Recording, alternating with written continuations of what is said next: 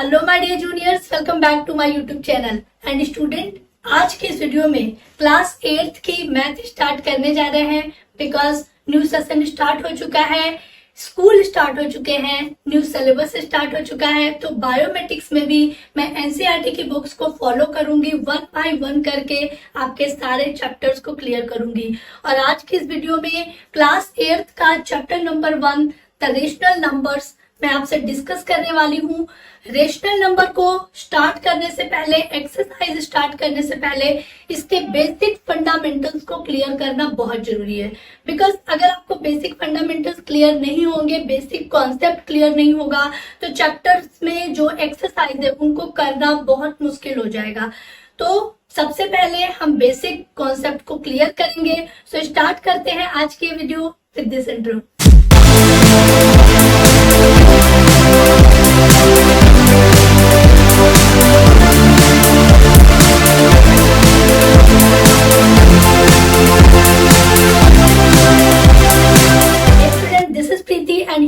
Biometric और आज हम रेशनल नंबर के इंट्रोडक्शन पार्ट को क्लियर करने वाले हैं।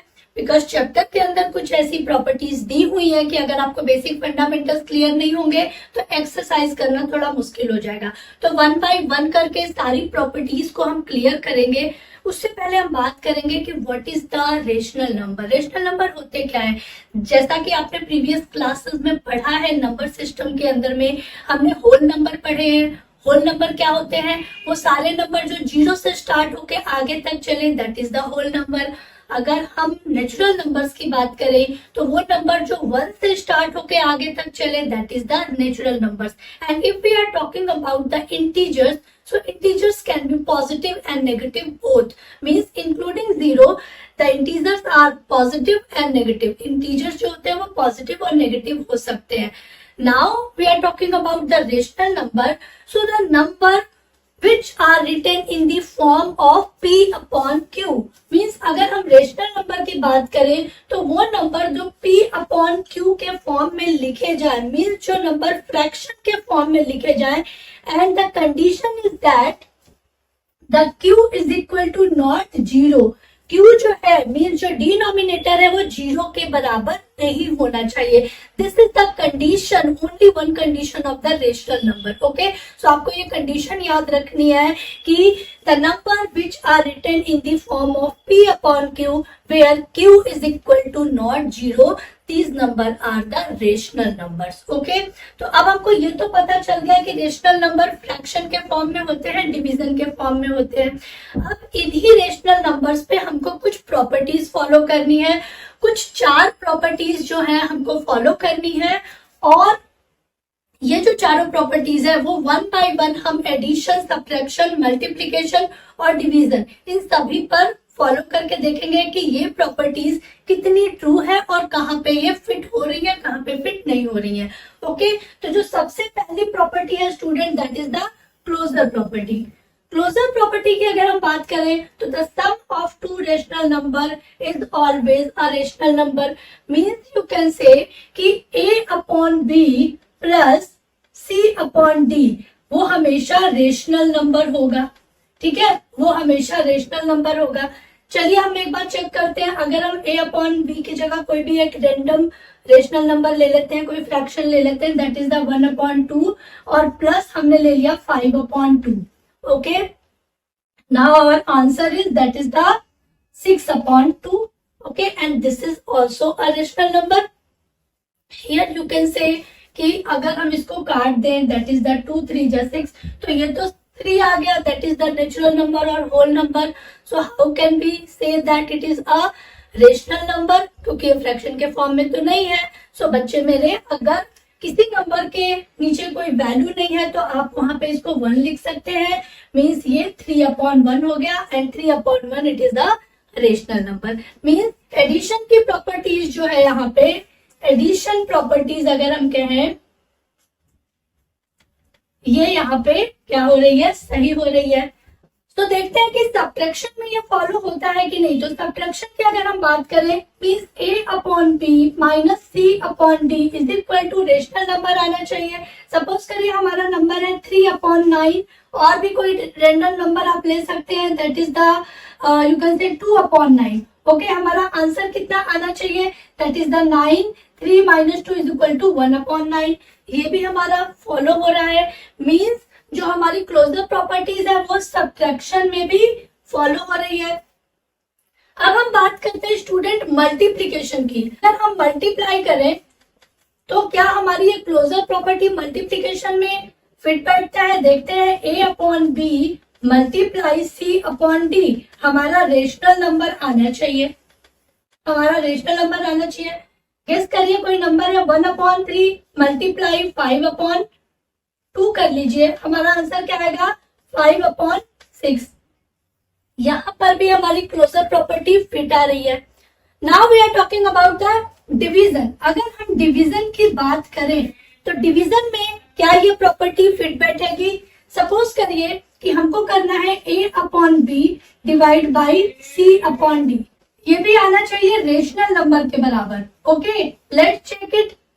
रेंडमली कोई भी नंबर आप ले सकते हैं, दैट इज द 9/3 ले लेते हैं और हमको डिवाइड करना है 5/3 से। ओके, रेशनल नंबर के डिवीजन आपने पिछली क्लासेस में सीखे हुए हैं, तो आपको बिल्कुल वैसे ही करना है। 9/3 जब हम इसको डिवाइड करेंगे स्टूडेंट तो ये हो जाएगा 3/5। ओके, मीन्स 3 1 जा 3, this is the 9/5। It is also a rational number.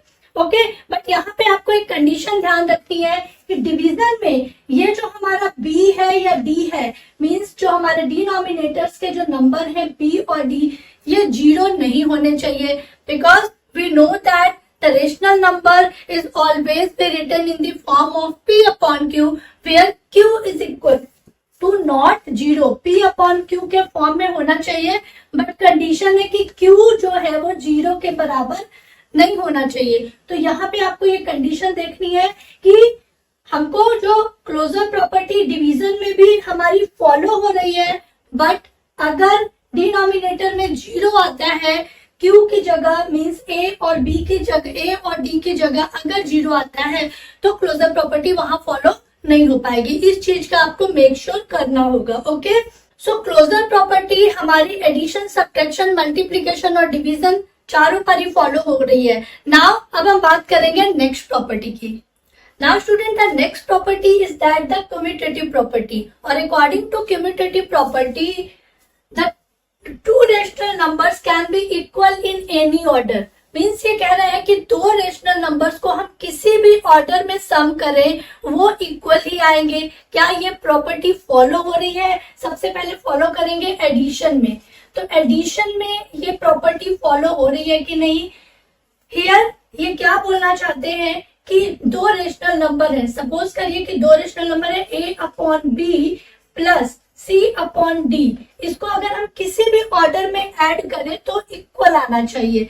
Means c upon D plus a upon B, ये प्रॉपर्टी है। अब अकॉर्डिंग टू दिस प्रॉपर्टी अगर हम कोई भी रैंडम नंबर ले लेते हैं, दैट इज हमने लिया 5/3, ओके, प्लस हमने लिया 9/3, तो क्या हमारा आंसर सेम आएगा। देखते हैं, हमने यहाँ पे लिया 9/3 और प्लस 5/3। ओके, ये हमारा आ गया 14/3 and this is also the 14/3। तो ये हमारी एडिशन में तो पूरी तरह से फॉलो हो रही है कि दो रेशनल नंबर्स को अगर हम किसी भी ऑर्डर में प्लस करें, मीन्स अगर हम इसकी प्लेस को चेंज कर दे a upon B plus c upon D, जब हमने c अपॉन डी को आगे किया और a अपॉन डी को पीछे किया तो भी हमारा जो रेशियो आ रहा है दोनों नंबर का वो इक्वल है। मीन्स एडिशन में ये प्रॉपर्टी फॉलो हो रही है। नाउ अब हम देखते हैं कि क्या ये प्रॉपर्टी सब्ट्रैक्शन में फॉलो होती है। So if we are talking about the subtraction, कि सब्ट्रैक्शन में ये कम्यूटेटिव प्रॉपर्टी फॉलो हो रही है कि नहीं। अगर हम इसको यहाँ पे सब्ट्रैक्ट कर दें तो क्या होगा, a अपॉन बी, हमने जो नंबर लिया था आप कोई और नंबर ले सकते हैं, हमने यहाँ पे लिया 5/9, ठीक है, माइनस 2/9। ओके, अब जब हम 5/9 और 2/9 करेंगे तो हमारा आंसर आएगा 3/9। और अगर हम इसी को रिवर्स करते हैं मीन्स 2/9 माइनस 5/9 अगर हम करें तो हमारा आंसर क्या आएगा, 2 में से 5 जाएगा तो हमारा आंसर -3 आ जाएगा। तो दैट इज द -3/9। हियर 3 1 जा 3, 3 3 जा 9, 3 1 जा 3, 3 3 जा 9। हमारा आंसर आ रहा है 1/3 इज इक्वल टू -1/3। अब देखिए 1/3 ये पूरा नंबर है, पॉजिटिव है, and that is the negative number. Means you can say कि commutative property is not follow with the subtraction. Subtraction के लिए ये follow नहीं हो रही है। Okay? Now we are talking about the multiplication कि अगर हम इसको multiply में देखें तो क्या ये multiplication में follow हो रहा है। multiply करके देखते हैं। मीन्स यहाँ पे आप मल्टीप्लाई कर लीजिए इन दोनों नंबर्स को और देखिए कि क्या हमारी ये प्रॉपर्टी इसमें फिट हो रही है। तो यहाँ पे हम ले लेते हैं कोई भी रैंडम नंबर ले लीजिए आप। हमने लिया 3/2 और मल्टीप्लाई किया हमने 5/2 से, ठीक है। और या आप कोई दूसरा नंबर ले लीजिए, यहाँ पे ले लीजिए 5/3 से कर लीजिए। तो यहाँ पर भी हम इसको रिवर्स करेंगे 5/3 और मल्टीप्लाई करेंगे 3/2 से। हमने क्या किया, सेम प्रॉपर्टी में हमने अपने मल्टीप्लाई के सम्स रखे हैं, बस जगह को चेंज कर दिया है according to the property. Okay, अब देखिए यहाँ पे क्या आएगा हमारा 5 3 जा 15/2 3 जा 6 इज इक्वल टू 5 3 जा 15/2 3 जा 6। यहाँ पर हमारा सेम ही नंबर आ रहा है। Means you can say the commutative property is also follow the multiplication. Multiplication के लिए ये ट्रू है। Now we are talking about the division. अगर हम डिवीजन की बात करें तो क्या ये प्रॉपर्टी फॉलो होती है, इन्हीं नंबर्स में हम देख लेते हैं। यहाँ पे हम डिवाइड करेंगे और यहाँ पर भी हम डिवाइड करेंगे। ओके, हमने डिवाइड किया इसको, यहाँ पे डिवाइड का साइन लगा लीजिए। सेम नंबर्स के साथ हम ले लेते हैं, डिवाइड का साइन लगाएंगे। डिवीजन का आपको पता है कैसे करना है, तो डिवीजन का सेम करेंगे। दिस इज द 3/2 रेसिप्रोकल हो जाएगा मल्टीप्लाई के साथ में 3/5। ओके, नाउ हियर इसको भी हम सेम करेंगे 5/3। ओके, और ये रेसिप्रोकल हो जाएगा दैट इज द 2/3। अब देखिए हमारा आंसर क्या आ जाएगा, 3 3 जा 9/10 एंड दिस इज द 10/6। यहाँ पे आ रहा है 10/6 और यहाँ पे आ रहा है 9/10। Means you can say the commutative property is not follow with the division. Means हमारी कम्यूटेटिव प्रॉपर्टी सिर्फ एडिशन के साथ और मल्टीप्लीकेशन के साथ फॉलो ही, सब्ट्रैक्शन और डिवीजन के साथ फॉलो नहीं हो रही है। ओके, नाउ मूव करेंगे नेक्स्ट प्रॉपर्टी की तरफ। The next property is that the associative property, or according to the associative property, the 3 or more rational number can be grouped in any order. Means यहाँ पे ये बोल रहे हैं कि जो एसोसिएटिव प्रॉपर्टी है इसमें आपको 2 से ज्यादा रेशनल नंबर्स दिए जा सकते हैं। तो आप बहुत ही आसानी से पहचान सकते हैं अगर 2 से ज्यादा रेशनल नंबर्स दिए हुए हैं तो वहां पे आपको एसोसिएटिव प्रॉपर्टी फॉलो करनी होगी। और अकॉर्डिंग टू दिस प्रॉपर्टी कि 3 और more rational number can be grouped in any order. Suppose करिए हमारे पास 3 नंबर हैं 1 + 2 + 3, इसको हम किसी भी ऑर्डर में ग्रुप करें हमारा आंसर जो है वो इक्वल आना चाहिए। मीन्स हम इसको अगर इसके साथ ग्रुप कर दें और या फिर हम इसको 1 + 2 + 3 हम इन दोनों को ग्रुप कर दें तो क्या हो जाएगा हमारा 1 और 2 3 + 3 दैट इज द 6। और यहाँ पर भी हमारा आ जाएगा 1 + 3 और 2 that is the 5। This is also the 6। Okay, मैंने यहाँ पे सिंपल नंबर्स लेके किया है, आप यहाँ पर रेशनल नंबर लेकर भी कर सकते हैं। मींस आपको जो प्रॉपर्टी फॉलो करनी है स्टूडेंट वो क्या फॉलो करनी है, that is the A/B okay plus C/D plus E/F is equal to A/B plus C/D plus E/F। और इनको हम अगर किसी भी ऑर्डर में प्लस करें तो हमारा आंसर जो है वो इक्वल आना चाहिए। तो ये हमारी एडिशन में तो फॉलो हो रही है, जैसा कि अभी हमने देखा। आप कोई भी रेंडम नंबर्स यहाँ पे लेके इसको चेक कर सकते हैं, क्योंकि अगर मैं 1 बाय 1 चेक कराऊंगी तो वीडियो बहुत ज्यादा बड़ी हो जाएगी और आप लोग बड़ी वीडियोस बिल्कुल नहीं देखना चाहते हैं। तो थोड़ा सा आप भी एक्सपेरिमेंट करिए, थोड़े से एग्जांपल्स को फॉलो करिए ताकि प्रॉपर्टीज आपको अच्छे से समझ में आए। तो यहाँ पे कोई भी रैंडम नंबर आप रख के एक बार प्रॉपर्टी को चेक करिएगा, क्लोजर प्रॉपर्टी में ये फॉलो हो जाएगी। नाउ अगर हम बात करते हैं, this is the addition. Now अगर हम सब्ट्रैक्शन की बात करें, ठीक है, अगर हम सब्ट्रैक्शन की बात करें, सब्ट्रैक्शन में अगर हम कोई रैंडम नंबर ले लें, जैसे मैंने लिया 1 माइनस 2 माइनस 3, अगर हम ले तो 1 माइनस 2 माइनस 3, अगर हम इसको एसोसिएट करें इसको इसके साथ और इसको हम कर दे रहे हैं इसके साथ में, ठीक है, तब हमारे आंसर पे क्या फर्क पड़ेगा? 1 में से 2 गया -1 minus 3 is equal to 1 minus 2 में से 3 गया -1, ठीक है। अब ये आ गया हमारा 1 प्लस 1 और ये क्या आ गया? माइनस और माइनस प्लस हुआ तो क्या हुआ? ये हो गया हमारा माइनस का 4 और ये हो गया 2। अब देखिए माइनस का 4 और 2, तो जो मैंने यहाँ पे नेचुरल नंबर्स के साथ किया है, अगर आप इसे रेशनल नंबर के साथ फॉलो करेंगे तो सब्ट्रैक्शन में ये प्रॉपर्टी फॉलो नहीं होगी। ओके, मीन्स अकॉर्डिंग टू अगर हम सब्ट्रैक्शन की बात करें तो हमको प्रॉपर्टी क्या लगानी है? a upon B minus c upon D. इसको आपको एसोसिएट करना है, माइनस e अपॉन f को अलग रखना है। a upon B minus c upon D minus e upon f। तो यहाँ पर आप देखेंगे कि सब्ट्रैक्शन में ये प्रॉपर्टी फॉलो नहीं होगी। Now if we are talking about the multiplication, अगर हम मल्टीप्लाई की बात करें स्टूडेंट, तो हमारी प्रॉपर्टी फॉलो हो जाएगी a upon B multiply c upon D. और अगर हम इसको नेक्स्ट वाले को हम बाहर के आउटर की तरफ करें, multiply e upon f is equal to a upon B multiply c upon D multiply e upon f। मैंने सेम प्रॉपर्टी तीनों में फॉलो की है और कुछ भी नहीं किया है। आपको रैंडम एग्जांपल्स के थ्रू इनको चेक करना है। जैसा कि मैंने आपको एडिशन चेक किया जो कि फॉलो हो गई, मैंने सब्ट्रैक्शन भी चेक किया जो नहीं फॉलो हुई, मल्टीप्लिकेशन को आपको चेक करना है और मल्टीप्लिकेशन फॉलो हो जाएगी यहाँ पर ये। और if we are talking about the division, तो डिवीजन में भी ये प्रॉपर्टी फॉलो नहीं होगी। ओके, तो आप एक बार डिवीजन को भी करके देखिएगा, जो डिवीजन का सिंबल आएगा बस डिवीजन में आपका यहाँ पर ये डिवाइड हो जाएगा। ओके, यहाँ पे जहां मल्टीप्लाई लगा है वहां पे आपको डिवाइड करके देखना है और रेंडमली आप अपने आंसर्स को चेक करके देखिएगा। सो एसोसिएटिव प्रॉपर्टी हो रही है जो आपकी एडिशन, सब्ट्रैक्शन, मल्टीप्लिकेशन और डिवीजन में सिर्फ एडिशन में और मल्टीप्लिकेशन में फॉलो हो रही है, सब्ट्रैक्शन और डिवीजन में फॉलो नहीं हो रही है। Now we are talking about the next property.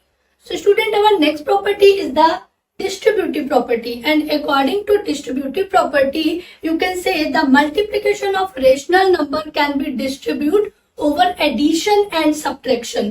Means ये प्रॉपर्टी आपकी एडिशन और सब्ट्रैक्शन पर फॉलो होगी। कैसे होगी?